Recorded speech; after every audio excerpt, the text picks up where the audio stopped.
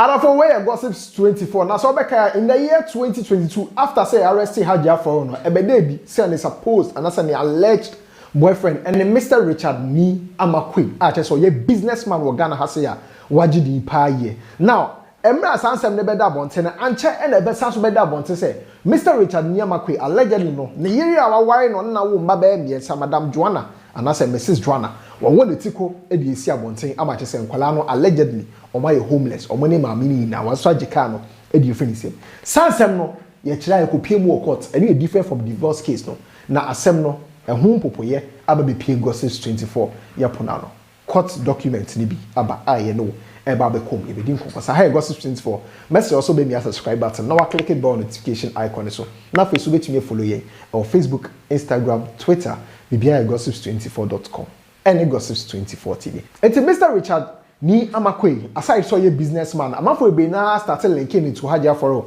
After say opie or Hajia 4Real, the birthday party aside so spray dollars e di gu ne so eye show e wo honi ade. And check and Amafo who pictures be e social media so I say Hajia 4Real na to London and Mountain so cry before the arrest no. Na so name Mr. Richard Ni Amakwe omo ye combination is a calculation e social media no so Amafo bi ni mo cry by alleges almost 40 almost omo ye lovey airport ho any ade. Eche ni arrest Hajia 4Real right? Now you arrest Hajia 4Real we no. Ansana eba beda bonte say Emma Ghana 4Real fi se papa no allegedly owo ni yiti abonte because of Hajia 4Real. Na somebody dey come and harvest papa no say arrest Hajia 4Real. E dey Amafo bi na kan say bebre e comment section about papa no and the wife no. But later and Marijata ebe bie ekone so ani e dey che Ghana for e say tie insema Marijata betray obi na dey send word inbox mu e say Mary, this is Richard Dukekwe's beautiful wife. The lady asked for a divorce after she found out they were dating. After she found out say Hajia 4Real and papa allegedly are in a relationship. He threw her and the kids out because of Hajia and took away her car. Or allegedly say papa pamo ne yere edi si abonten eje ne car free ni same on ne mba miensa ni na si abonten because of Hajia. Oto also said the kids are homeless now, but he bought Hajia a house in Trasacco and a fleet of cars. We now know a room or any allegations somebody to papa so at the time. Hajia is not his only girlfriend though.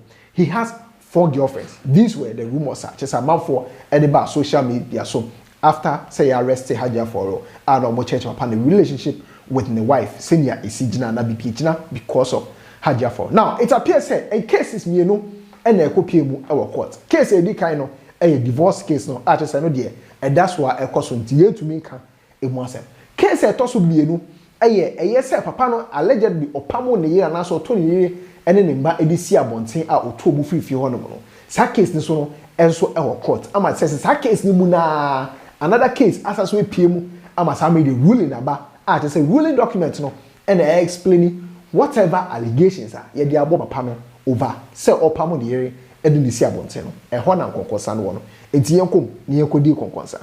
It is also ruling here about on the 21st of April 2023 and I just say by I just say course Accra Circuit Court 5. Now so we share a PW1 I am Mrs. Joanna Kwe ni statement and I say the story or more can and when you almost say Joanna Kwe lives at Dansuma together with the accused person no Mr. Richard Ni Amakwe no, who is her husband. And there are 3 children. As at the time, and omoye this particular report, and as this particular report, so not just a divorce, no omunya carry, and so that's why a husband and wife. Yeah, twaso. They have been married for 12 years. Omo married for 12 years, and they were living together until about a year ago when they had an issue, and the accused person told her that he cannot live under the same room with her. Hey. Till or say about a year ago, I fear oh, an accused person they catch so to win in interview. And then some now we share Hajia 4Real and the partner. A bit very possible. Oh, to win in interview. Oh, to win in interview back home. Or those are not to other part. And I say, according to Joanna Kwe, the accused person packed his belongings one day when she had gone out. And since then, all their communication has been that of verbal abuse. Ose da ko ho ha no mu say Mr. Richard Ni Amakwe onu Joanna ni pie ko ba ya papa na pack ni doma oni ho bio Darling, where are you? Darling, I'm home. Obi anje so, enkola ne kwa na eje so. Papa na pack ndem akọ. Now, since then, communication biara na verbal abuse. Verbal abuse in kwa they saw me fly or had to fly. Abuse in kwa. Sana mameneche.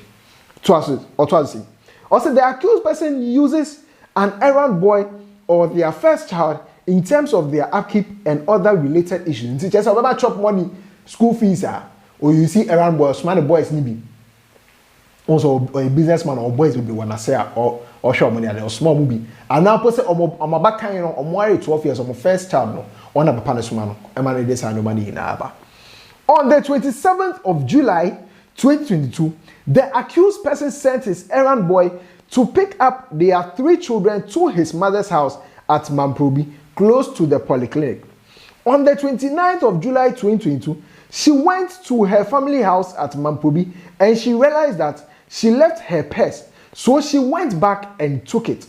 At about 4 p.m., when she was getting ready to go home, some men in a Kia truck came and started throwing check bags on the ground just in front of her family house, and they told her that it was the accused person who instructed them to deliver them to her. Now, see, Ochra, between 27 July 2022 to 29 July, Madam Joanna Nechra, that was one we and say, Mr. Richard Asuma, the boy, say boy, name found Kola name from and come family house or Mampobi. I been polyclinic into on your okay, no problem. Into on about 29th July, and on no years old, or family house, a young Kola or family house. Or call no more, and I just said, you fee and the purse into your sign cheap. Echo Honomo say, oh, or how funny purse in the January fee. Or Honomo, or funny purse, I just obey you on my back, above 4 no wo go wan say car be park si ho no mo na ndie around boys bi e to ne bag say di wo go no mo okobisa say den a omo say accused person Mr. Richard and asmo mo so mo find them an bra na so mo yinyoma na fi down so ma ho no and allegedly omo di about family house ho e wo man probi ho no odwen ho on tiase na tie de to aso o say she opened the bags and they contained her personal belongings. She was surprised because she locked her bedroom, the main door, and used a remote to lock the main gate. She quickly made a follow-up to her matrimonial home in the company of her 2 sisters, Rebecca Kofi and Barbara Kofi. And upon getting to the house, she saw about 5 men surrounding the main gate, and they prevented her from entering the house.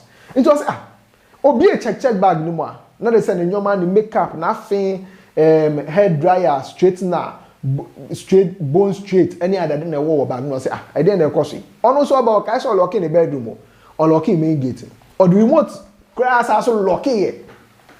And you didn't want to say. No, yes, it be a coffee one mark. Or coffee over down so man. I say a man can think a macho man back 5. And the war now all corner no kwan okoye on the sisters be no and the can acquaintance sisters no and ya dance for who the course will be na till your toss kind. Also when she attempted to go into the house, they held her wrists and pushed her away. The men told her that the accused was the one who instructed them not to allow anyone into the house. And this after a divorce case no court. But we a domestic violence case no our file here the court. Ocha me man is your penny. Papa ni say my penny mo bi amba fire ko o ye Joanna today. Papa ni say my penny mo bi amba. Hey, nobody go enter this place. O say my penny. And Ocha say the men quarreled with them for some time before they left. She did not get access. Into a access to a dino, and we nya kwan dino, and our choir. Now, there are 2 sides to every story. In this particular ruling statement, I better want to know. And while so na yeko whom the papa no so a kind of incident is here, no no here. Almost except from the accused person's statement as follows. I say, I was living together with Joanna and our 3 children in my house at Dansuma. She started locking me out of the house and also blocking me out of my own house. Into a child, no, status on the Joanna Nico. Joanna status on locking out of the house. No blocking one if you in my own house. No blocking them. She also later started making false accusations against me as long as I continued living in the house with them. Into a child, they be Joanna no accusing me falsely. meaning so the Hajia 4Real and some now they are accusing the false leader and they need to check. And also said to avoid her traps, I temporarily relocated from the Dansuman house to another house at East Legon. Into a chance in a bear on the name Kwana so in Cassuntin. Upon a sub be and feed Dansuman house or Kotina East Legon. And also say, but recently a person I used my East Legon property as collateral has moved me out of the house for defaulting on my loan. Into a child recently, now also free East Legon for honour because of the dynasty as collateral for a loan. And I just say nipa na ebe tuno e dey free honour because or no because loan them say you need to meet you say they will so default loan. And also this means that I have no option than to move back into my own house in Dansuman, where my kids and their mother is living.